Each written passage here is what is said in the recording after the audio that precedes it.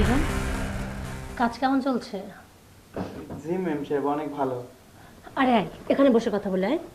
আরে আয় না। বলছিলাম তোর সাহেব কি টাকা পয়সা ঠিকভাবে দিচ্ছে? হ্যাঁ ম্যাম সাহেব, ঠিকভাবেই দিচ্ছে। বেতন নিয়ে কোনো সমস্যা হচ্ছে না তো? না না না, কোনো সমস্যা নেই। বাহ, বডিটা তো মাশাআল্লাহ খুব ভালোই বানাইছিস। ম্যাডাম, সাহেব যে বেতন দেয় ওই বেতন দিয়ে মানে সকালবেলা জিম করি আর ডিম দুধ খাই, তো ওই জন্যই বডি একটু হচ্ছে আর কি। তোর বডিটা না আমার খুব পছন্দ হয়েছে, দিবি আমাকে? ম্যাডাম, এগুলো আপনি কি বলেন? আরে কেউ জানবে না তো, তোর ছাড়ও জানবে না, শুধু তুই জানবি আর আমি জানবো। না ম্যাডাম, এটা আমার পক্ষে সম্ভব না। আরে এরকম কেন করিস? শোন না, এদিকে শোন। বলছিলাম কি, তোর বেতন দুগুণ করে দিব। ম্যাডাম দেখেন, এইগুলো যদি স্যার জানতে পারে মানে আমার অনেক বড় সমস্যা হবে, বুঝছেন? ভাবছিলাম তুই সাহসী একজন পুরুষ, তুই দেখছি এত বোকা। হ্যাঁ, তোর ছাড় কিভাবে জানবে? তোর ছাড় জানলে তো আমারও সমস্যা। আমি কি নিজে ইচ্ছাগতভাবে আমার সমস্যা বাড়াবো বল? আমি বলছিলাম কি, তুই আমাকে দেখবি আর আমি তোকে দেখবো, বুঝিস না?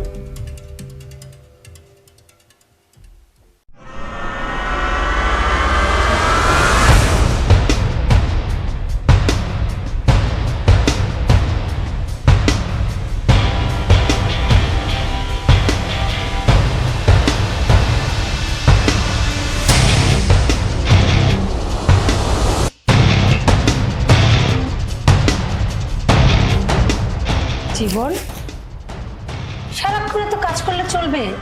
আমি বলি কি, এত কাজ করলে এত সুন্দর একটা চেহারা এটা তো নষ্ট হয়ে যাবে।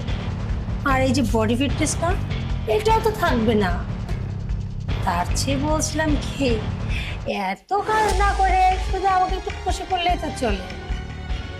মানে আপনি কি বলতেছেন? আমি তো কিছু বুঝতেছি না। দেখ, মাঝে মাঝে তুমি না বাচ্চাদের মতো কথা বলো। আমি জানি তোমার বয়স কম, কিন্তু এতটা বাচ্চা কিন্তু খুব। তুমি সত্যি কিছু বোঝো না? শোনো না, বলছিলাম কি, তোমার স্যার না এই সময় বাসায় নেই। চলো না একটু রুমে যাই। ম্যাডাম, এই দেখেন এগুলা ঠিক না। রুমে যাই মানে এইটা আপনি কি ধরনের কথা বলেন? বাড়ি কত কিছু তো ঠিক নেই, সব কিছু কি আর মাথায় রাখতে আসছে? আমি বলি কি, চলো না রুমে যাই, তুমি আর আমি মিলে একটু আড্ডা দিলাম। তোমার স্যার অবশ্য এই সময় কিন্তু বাসায় নেই, বুঝছো? চলো। আরে চলো না। এই দেখো, আনিজি ফিল হচ্ছে না? তোমার সমস্ত আনিজি ফিল আজকে আমি গোছাই দেবো। আসো। আরে আসো না। আরে এখানে বসো না, বসো। কি আনিজি ফিল হচ্ছে? হুম, তা আনিজির কি আছে বলো তো? আরে আমি তো তোমাকে সঙ্গে করে নিয়ে আসলাম, তাহলে কেন এত ভয় পাচ্ছ? না ম্যাডাম, হঠাৎ করে যদি এই কথা স্যার জানতে পারে আমার তো চাকরি চলে যাবে না। তুমি না বোকার মতো কথাবার্তা বলো। এই চাকরিটা কে খাবে শুনি? এই বাড়ির সবকিছু হচ্ছে আমার, আমি যেটা বলবো সেটাই এই বাড়িতে চলে। আর তোর চাকরি কে খাবে? চাকরি তো আমি দিব। আজকে থেকে কোনো কাজ করতে হবে না, প্রয়োজনে আর একটা কাজের লোক রাখবো। আজকে থেকে তোমার এটাই চাকরি, বুঝতে পারছো? ম্যাডাম, আমারও না, আমি যেদিন আপনাদের বাড়ির কাজে আসি আমার না আপনার প্রতি সেই লোভ হয়, বুঝছেন? কিন্তু মনে মনে সাহস পাইনি আপনার এই কথা খাওয়ার জন্য। বাবা, তোমার দেখে তো ভাবছিলাম তুমি অনেক বোকাশোকা। তুমিও তার মানে আমার দিকে নজর দিছো না? আমি তো ভাবছিলাম আমি শুধু তোমাকে ফলো করি, তুমি আমার দিকে ঘুরেও তাকাও। এখন দেখছি মনে মনে এত কিছু ছিল। হুম, ম্যাডাম বুঝেন না, আমি একটা যুবক স্যার, এই যে আপনি আমার সামনে সামনে দেখবেন আমার কি ভালো লাগে? আমার তো ভালো লাগে না। আচ্ছা ঠিক আছে, অবশেষে তো তোমার স্বপ্নটা পূরণ হতে যাচ্ছে, না কি বলো? তাহলে আর দেরি করে লাভ নেই। চলো। আচ্ছা ম্যাডাম, কিন্তু আপনি ছাড়। আরে ধুর বোকা, ছাড়তে কে বলছে? আমি তো চাই সারা জীবন তুমি এভাবে আমাকেই ধরে রাখো।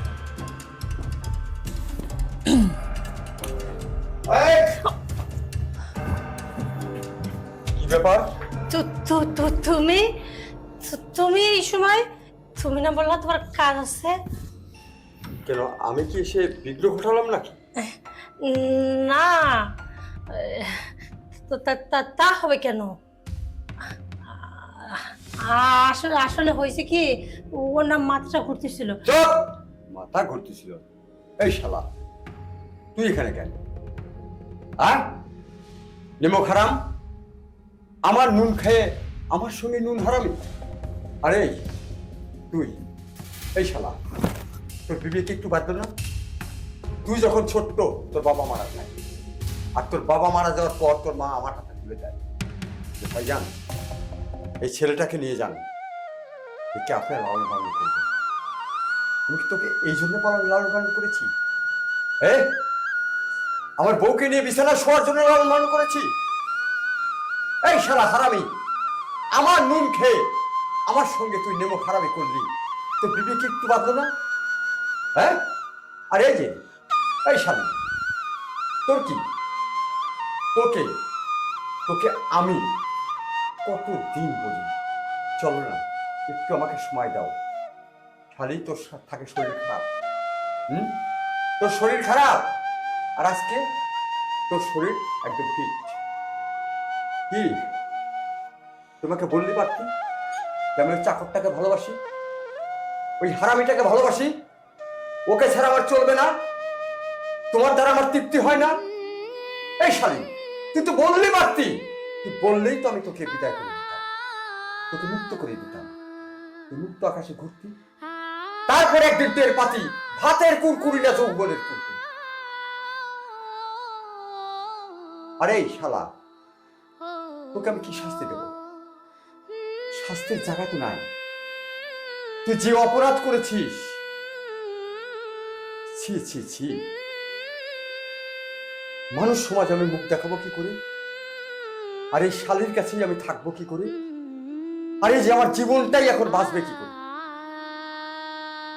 এই শালীকে আমি খুব ভালোবাসি, আমার নিজের দেহ মন দিয়ে সমস্ত কিছু উজাড় করে দিয়েছি এর জন্য। ও যেটা বলেছে আমি সেটাই করেছি, ওর যে চাহিদা হয়েছে আমি সেই চাহিদাই ওর পূর্ণ করেছি। কেন আজকে আমার জীবনে এটা হলো? কেন আমাকে আজকের দিনটা দেখতে হলো? এই এই শ্যামলি, তুই কথা বলিস না কেন? আর এই যে এই শালী, তোকে দেখতেও আমার ইচ্ছা করছে না, তোর চেহারার দিকে তাকালে আমার শরীরে আগুনটা জ্বলছে। নাগরকে সঙ্গে করে এই মুহূর্তে বেরিয়ে যা, বেরিয়ে যা। শোনো না, আমি জানি তোমার এখন আমাকে দেখে ঘৃণা হচ্ছে, অবশ্য হওয়াটা তো স্বাভাবিক। তোমার জায়গায় যদি আজকে আমি থাকতাম, হয়তো এতক্ষণ তোমার কথাই শুনতাম না, তোমার চেহারাটাও দেখতে চাইতাম না। সত্যি তো, তুমি বয়সে আমার চেয়ে সিনিয়র, তাতে কি, দিন শেষে তুমি তো আমার হাজবেন্ড। অবশ্যই আমার উচিত ছিল তোমাকে সম্মান করা, কিন্তু না, আমি কখনো তো তোমাকে সম্মান করিনি। সারাক্ষণ তোমাকে অপমান করছি, তোমার থেকে দূরে দূরে থাকার চেষ্টা করেছি। এত কিছুর পরও তুমি আমার সাথে সংসারটা করে যাচ্ছ, সবকিছু তুমি মেনে নিয়েছো। আমার পাগলামি বলো, আমার রাগ বলো, আমার জেদ বলো, সব যেরকম মেনে নিছো তেমনি সবই সহ্য করতেছো। তবুও না, এই আমার কখনো জ্ঞান হলো না। আমি তোমাকে একটাবার বোঝার চেষ্টা করলাম না, আমি দিনের পর দিন অন্যায়ের মাত্রা না বাড়াতেই থাকলাম। জানো তো, প্রথম থেকেই তোমাকে আমার পছন্দ না। আমি ভাবতাম তোমার চেহারা আমার সঙ্গে কি মানায়, তোমার বয়স কি আমার বয়সের সঙ্গে যায়, তোমাকে কি স্বামী হিসেবে আমার পাশে মানায়। তাই ভেবেছিলাম আমার অর্থ হবে এরকম, যে দেখতে অনেক হ্যান্ডসাম, অনেক সুন্দর। এর জন্য দিনের পর দিন তোমার প্রতি আমার অবহেলা বাড়তেই থাকে। তারপর যখন থেকে আমার ওর দিকে নজর পড়ে, তখন থেকে না একটা খারাপ দৃষ্টি ওর থেকে পড়তে থাকে। তোমাকে আমি আরো ইগনোর করা শুরু করলাম। আমি ভেবেছিলাম আস্তে আস্তে ওর সঙ্গে সম্পর্কটা গড়ে তুলব, তারপর একটা সময় ওকে বিয়ে করে ওর হাত ধরে পালিয়ে যাব। কিন্তু আমি বুঝতে পারিনি সংসার একটা অন্য জিনিস।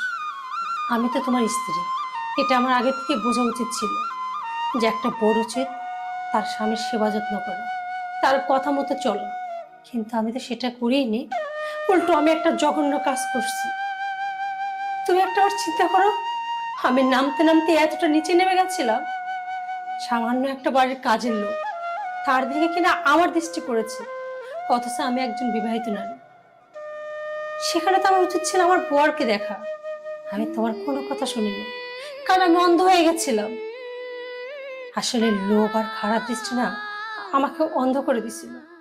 আমি না এখন সব বুঝতে পারছি, আমার মন মানসিকতা কতটা নিচে নামলে আমি এই ধরনের একটা কাজ করতে যাচ্ছিলাম।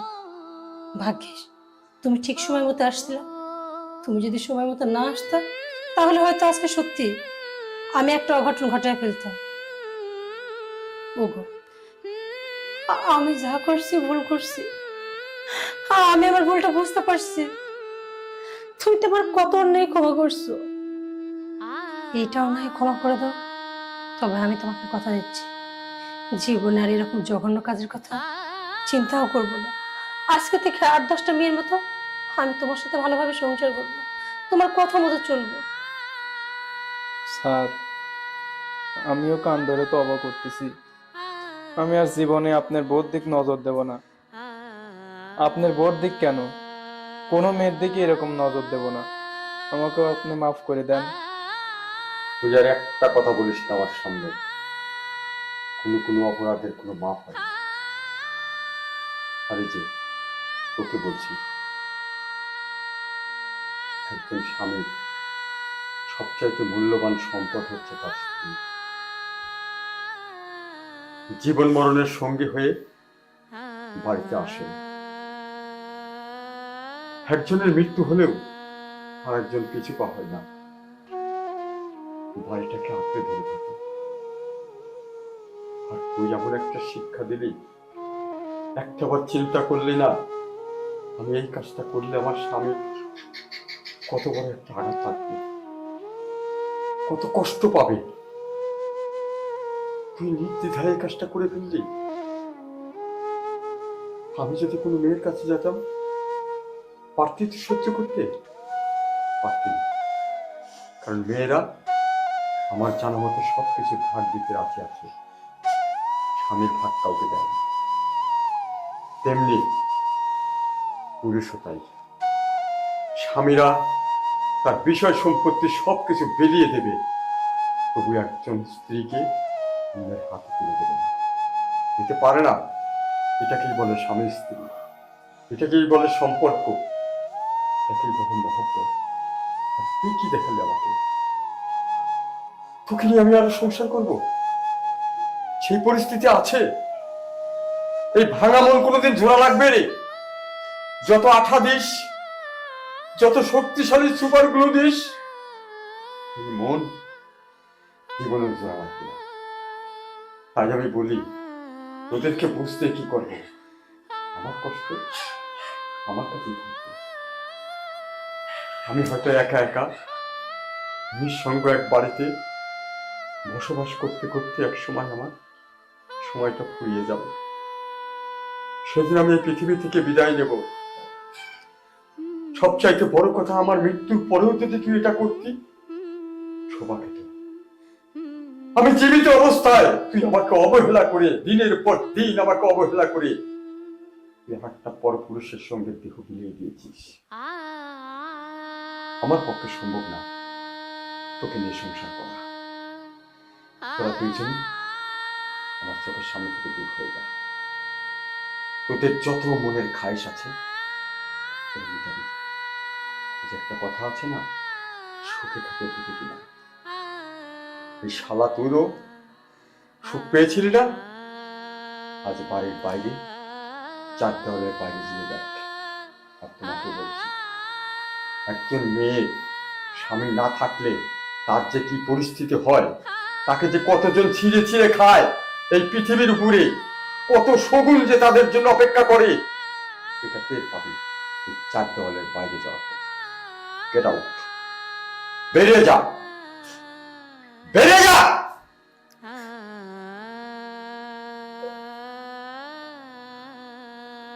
বোকা চোদা জানেন এই দিক দরজা খালি উল্টে দিতে। মানুষের ভাগ্য বিধাতা লিখেছে জানি না কখন কার ঢুকে হয়।